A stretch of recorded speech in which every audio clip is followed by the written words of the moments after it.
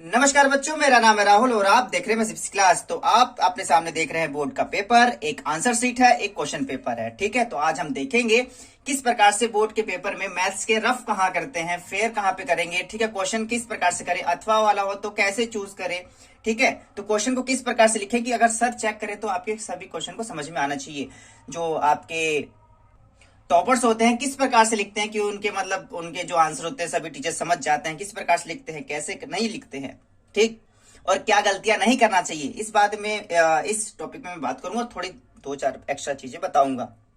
तो चलिए स्टार्ट करते हैं। देखिए, तो सबसे पहले जो हमारे पास है बेसिक मैथ, और देखो ध्यान से देखो कि जो पेपर हुआ था 12/3/2020 को हुआ था, और देखो 12/3/2020 को ही है, लेकिन थोड़ा जो मेरे पास है उसका जो कोड नंबर है वो थोड़ा चेंज है, 430-1-2।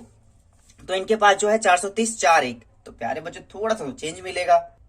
ठीक है, तो चलिए इस बात को ध्यान में मतलब क्वेश्चन तो इतने भी अलग नहीं होंगे, कुछ तो क्वेश्चन मिलते हुए जरूर में होंगे। तो चलिए स्टार्ट करते हैं और देखते हैं। सबसे पहले ये देखते हैं, ठीक है, मैथमेटिक्स बेसिक, थर्सडे 12/3/2022। कोड आप आसानी से देख सकते हैं। तो जो पहले पेज पे क्या क्या भरना होता है आपने देख ही लिया है। इससे पहले भी मैं साइंस का अपलोड कर चुका हूं प्यारे बच्चों, अगर आपने वो नहीं देखा तो उसे जरूर देख लीजिएगा। ठीक है, तो चलिए स्टार्ट करते हैं। तो सबसे पहले देखो सेक्शन ए है। तो चीजें क्या होती हैं, जो सबसे पहले आपका पेज मिलता है उसको दोनों तरफ को लाइन खींचनी होती है। और दूसरी सबसे बड़ी गलती, हम छोटे वाला लेके जाते हैं, तो हमें दोनों लेके जाना चाहिए। अब इसको एक बार लाइन खींचोगे फिर दोबारा नीचे करना पड़ता है। ठीक है, इस प्रकार से। तो बड़ा वाला इसके लेके जाइए कि एक बार में धड़ल्ले से इस प्रकार से खींच दीजिए। ठीक है, दूसरी तरफ तो खींचा ही हुआ है। और ये देखो यहाँ पे सीबीएसई 2020 कॉपी पे मार्क किया गया है। तो कहने का मतलब प्यारे बच्चों देखो, ये इधर लाइन तो पहले से खींची हुई मिलेगी, अगर नहीं होगी तो आप जरूर खींच लीजिएगा।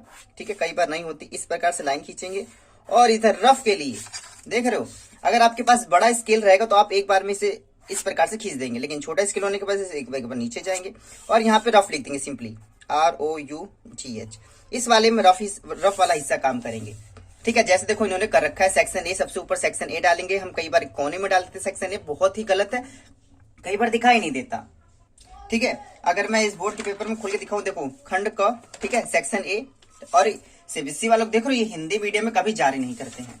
ठीक है, सेक्शन ए, तो इस प्रकार से ए का कौन सा आंसर है, बी का कौन सा आंसर है, ठीक है, उस प्रकार से हम जाएंगे। ठीक है, तीसरे कौन सा आंसर है, चौथे का कौन सा आंसर, इस प्रकार से हमें लिखना होता है। तो इन्होंने देखो साफ कर, आंसर ए का ए, आंसर 2 का डी, आंसर 3 का बी। ठीक है, आंसर 4 चॉइस नंबर 1। देखो किसी में होता है अथवा मिल जाता है, तो अथवा वाले में चॉइस लिखना पड़ता है। क्वेश्चन 5 का पहला और 6 का बी। ठीक है, 1/2 आंसर लिखा गया। देखो इन्होंने नंबर हाइड कर रखे हैं, फ्लूट चला दिया जाता है। अब जानते हो कि मैंने पिछली बार बताया था फ्लूट क्यों चला दिया जाता है। और देखो साइड में उन्होंने रफ कितने अच्छी तरह से कर रखा है। अब इससे क्या होता है, कई बार रफ दिखाने से क्या होता है, जो आपका आंसर प्यारे बच्चों मिल रहा होता है ना, तो कई बार टीचर आपके रफ भी चेक करते हैं कि अगर आपने मतलब डायरेक्टली, कई बार बेसिक का बच्चा है डायरेक्ट इतना तेज कैसे कर सकता है, तो उनको कई बार रफ मैच करते हैं तो समझ जाते हैं नहीं बच्चे ने रफ भी कर रखा है, तो इसका आंसर जो है करेक्टली होगा बिल्कुल, और अपने मन से लगाया इसने। और यहाँ देखो -8 वाला ये यहाँ मिल रहा है। ठीक है, और देखो, और ये 156 की बात करो तो 156 वाला देखो यहाँ मिल रहा है। ठीक है, तो 39×4 का रखा है। ठीक है, किसी प्रकार से लेकिन रफ मिल रहा है, इसका ये मतलब है सर जो जिसकी कॉपी चेक करेंगे वो समझ जाएंगे बच्चे ने खुद लगा रखा है, चीटिंग बिल्कुल नहीं कर रखी है। ठीक है, सेक्शन ए क्वेश्चन नंबर 6 के बाद क्वेश्चन नंबर 7 पे आते हैं। देखो 7 दोबारा कर रखा है, कॉपी मोड़ने की वजह से प्रिंट आउट नहीं अच्छे से हो पाया है। ठीक है, यहाँ पे देखो लाइन खींचने के बाद इन्होंने रफ लिख रखा है, यहाँ पे डबल लाइन पहले से खींच रखी। क्वेश्चन नंबर 7 का डी, 8 का डी, 9 का सी, 10 का देखो गलत होने के बाद सिंपली एक बार काट रखा है। और लेकिन हम क्या होते हैं, जैसे सी इन्होंने लिख रखा है तो हम इस प्रकार से काटते हैं, पूरा इस प्रकार से काट देते हैं, ए ऐसे काटते कि उनको दिखाई नहीं देना चाहिए। तो प्यारे बच्चों गलत है, अगर आपने सिंपली कोई भी आंसर लिखा होगा एक बार कट कर दो बस हो गया। उन्होंने बगल में लिख दिया है 3πr²। और साइड में देखोगे आपको रफ हमेशा मिलता रहेगा। ठीक है, तो क्वेश्चन नंबर 7, 8, 9, 10, 11, 12 के बाद क्वेश्चन नंबर 13 पे आ जाते हैं। देखो 13 कैसे, इक्वल। Question number 14, 15, 16। ठीक है, देखो समांतर श्रेणी से किस प्रकार से प्रश्न पूछे गए हैं। अगर हम इसमें देखें तो अपने जो मेरे पास सेट है किस प्रकार से समांतर 16 में पूछा, यदि एक समांतर श्रेणी का nवां पद ये है तो इसका सार्वंतर क्या होगा।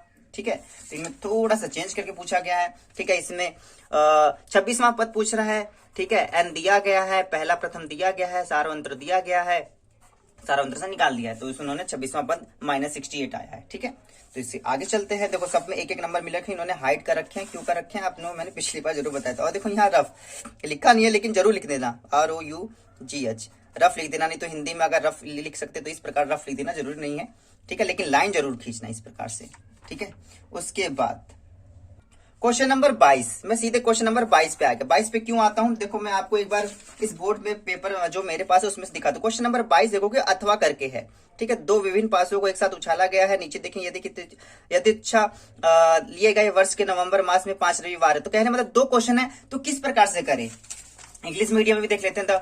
Two different dice are thrown together. Find the probability that the sum of the number appear in a less than 5. ठीक है, मतलब क्या है, क्वेश्चन नंबर यहाँ पे फर्स्ट, क्वेश्चन नंबर सेकंड, दो क्वेश्चन आपके पास यहाँ पे दिए गए हैं। Find the probability that 5 Sunday occur or the months of the November of a randomly selected year। तो दो क्वेश्चन है क्वेश्चन नंबर 22 में, तो कौन सा लिखे, कैसे लिखे, ताकि टीचर को समझ में आए। कई बार बच्चे क्या करते हैं, पूरे का पूरा क्वेश्चन उतार देते हैं, लेकिन ऐसा प्यारे बच्चों नहीं करना है। क्वेश्चन उतारने में क्या समय नहीं लगता, अब थोड़ा थोड़ा समय बचा रहे हो, फिर क्वेश्चन उतारने में समय वेस्ट कर दे रहे हो। तो यहाँ देखो क्वेश्चन नंबर 22 चॉइस नंबर 2, मतलब चॉइस 2 होती है, चॉइस फर्स्ट होती है, चॉइस सेकंड होती है। जो आपको लिखना है इन्हें चॉइस सेकंड की, मतलब इन्होंने दूसरा वाला कर रखा है। हाँ, लेकिन यहाँ पे क्वेश्चन प्यारे बच्चों दूसरा है, नहीं तो आपको और अच्छे से समझ में आता। चॉइस 1 चॉइस 2 इन्होंने इस प्रकार से लिख दिया है, तो आपको पूरा क्वेश्चन लिखने से कोई मतलब ही नहीं बनता। ठीक है, टाइम वेस्ट ना करें। ठीक है, इस प्रकार से आप लिख सकते हैं। ठीक, और ठीक है, इस प्रकार से इन्होंने सॉल्व कर रखा है। और आगे आता है सेक्शन सी पे, क्वेश्चन नंबर 27। तो 27 का भी मैं अपने इसमें से मैच करा देता हूं। Coordinates of A, coordinates of B, ठीक है, कोऑर्डिनेट्स ऑफ सी। ठीक है, तो if point of are collinear then, ठीक है। तो और हमारे इसमें किस प्रकार से पूछा गया था प्यारे बच्चों, देखो एरिया करके पूछा गया था इस वाले में। ठीक है, बिंदु पी क्यू आर बने त्रिभुज का क्षेत्रफल ज्ञात कीजिए। ठीक है, इस प्रकार से दिया गया था। ठीक है, जैसे कि मैंने बताया सेट डिफरेंट है, तो क्वेश्चन भी थोड़े बहुत डिफरेंट होंगे, लेकिन आप देख रहे हो किस प्रकार सॉल्व किया गया है। तो ठीक है, इस प्रकार से लिखना है। Question number 27 section number C यहाँ समाप्त हो जाता है। ठीक है, अब आते हैं सेक्शन नंबर डी पे, मतलब किस प्रकार से रचनाओं को किया गया है प्यारे बच्चों। रचनाओं जो कंस्ट्रक्शन आती है वो किस प्रकार से करते हैं आपका। क्वेश्चन नंबर 34 है। ठीक है, ये तो पिछला क्वेश्चन का थोड़ा सॉल्व किया गया है। क्वेश्चन नंबर 34 देखो, रचना किस प्रकार से कर रखी, कितना साफ सुथरा प्यारे बच्चों दिखाई दे रहा है, 7 सेंटीमीटर। अब ये अगर मैं ये दिखाना चाहता हूँ, ये तो सेम टू सेम मिल गया। ठीक है, देखो ये बुनियादी का ही है। ठीक है, 12/3/2020 का ही है, बहुत इंपॉर्टेंट। देखो ये रहा, कहाँ मिल गया, ये रहा। 4 सेंटीमीटर त्रिज्या का एक वृत्त खींचे, वृत्त के केंद्र से 7 सेंटीमीटर दूरी पर स्थित एक बिंदु से वृत्त का स्पर्श रेखा युग्म की रचना कीजिए। ठीक है, तो ये सेम क्वेश्चन होगा। ठीक है, आप इंग्लिश मीडियम में भी देख सकते हैं। Question number 27, draw a circle of radius 4 centimetre from a point 7 centimetre away from a centre of circle, construct a pair of triangle to the circle. ठीक है, और ये ड्रॉ द लाइन रेशियो वाला 3:2 वाला भी खींचना। ठीक है, 3:2 वाला भी है, लेकिन यहाँ नहीं दिया गया, इन्होंने अथवा में से पहला चॉइस कर रखा है। देखो यही होगा मेरे ख्याल से। 4 सेंटीमीटर को अगर मैं नापूं तो यहाँ से नहीं यार, ये तो 3 सेंटीमीटर वाला है। ठीक, ये 3 सेंटीमीटर है, 3 सेंटीमीटर, वो वहां पे 4 सेंटीमीटर था, तो कोई बात नहीं, लेकिन दूर तो 7 सेंटीमीटर पे ही अगर नाप के देखोगे तो प्यारे बच्चों 7 सेंटीमीटर। यहां से देखो थोड़ा सा इन भाई साहब का आगे पीछे हो गया है, लेकिन फिर भी फुल मार्क्स मिले हैं इस पे। ठीक है, क्योंकि इनके जो हाथ की सफाई है साफ दिखाई दे रही है। और हाँ, नीचे हम पीटीओ लिखना भूल जाते हैं कई बार। पीटीओ प्यारे बच्चों तब लिखा जाता है जब आपका एक क्वेश्चन होता है, वो आधा अधूरा होता है और आपको बताना होता है इसके बाद भी है, जरूरी नहीं हर पेज पे पीटीओ लिखो। देखो प्यारे बच्चों, देखो इससे पहले वाला अगर दिखाऊं पेज तो यहाँ पीटीओ नहीं लिखा है, क्योंकि क्वेश्चन ये यहीं पे समाप्त हो गया है प्यारे बच्चों। ठीक है, लेकिन इस वाले पीटीओ लिखा है। ठीक है, प्लीज टर्न ओवर। ठीक है, किसी को पीट मत देना, प्लीज टर्न ओवर, हमने बहुत पीटा है अपने टाइम पे। तो ठीक है, प्लीज टर्न ओवर। ठीक है, इसके बाद है कि मतलब इसकी जो रचना है वो किस प्रकार से लिखी गई वो भी देखते हैं। ठीक है, यहाँ देखिए स्टेप ऑफ कंस्ट्रक्शंस। ठीक है, तो ये है आपका, इस प्रकार से आपको हिंदी में भी और इंग्लिश में भी 7 पॉइंट यहाँ पे आपके दिए गए हैं। ठीक, और ये देखो सील 2020 वाला लगा हुआ था। 2020 थोड़ा मतलब जब ये फोटो कॉपी करते देखो कई सारे पेज है, आगे पीछे हो चुका है, लेकिन 2020 वाला ही है ये आपका। ठीक है, और रचना देख सकते हैं किस प्रकार से लिखना, किस प्रकार से नहीं लिखना, क्योंकि हमने कई बार जब वर्कशीट करा रहे थे तो बहुत अच्छे तरीके से हमने कराई थी। रचना में देखो रचना है, इसकी वर्कशीट संख्या तो नहीं लिखी हुई है। ठीक है, वर्कशीट 67, 68, 69, 70, 71, 72 काफी अच्छे तरह से पढ़ाया था हमने। द्वितीय अवधि का ये आपका क्या कहते हैं, सिलेबस है, जो कि मैंने अपने टेलीग्राम पे पहले से अपलोड कर रखा है और यूट्यूब चैनल पे पहले से अपलोड कर रखा है, वहां जाके देख सकते हैं। और प्रीवियस ईयर के वही क्वेश्चन करें जो आपके सिलेबस के अकॉर्डिंग है, जो आपके अध्याय के अकॉर्डिंग, 1 2 3 4 5 6 7 ही अध्याय है और उसी को ही करना है। इसकी फुल डिटेल्स देखने के लिए मैंने लिंक डिस्क्रिप्शन में दे दूंगा, वहां पे भी आप देख सकते हैं। आप होम पेज पे जाएंगे तो इसका आसानी से वीडियो मिल जाएगी आपकी। सिलेबस के अनुसार पढ़ाई करिए, थोड़ा सा टॉपर के देखिए किस प्रकार से लिखते हैं, किस प्रकार से नहीं लिखते हैं। यहाँ पे कम ही मैंने क्वेश्चन उठाए थे, ठीक।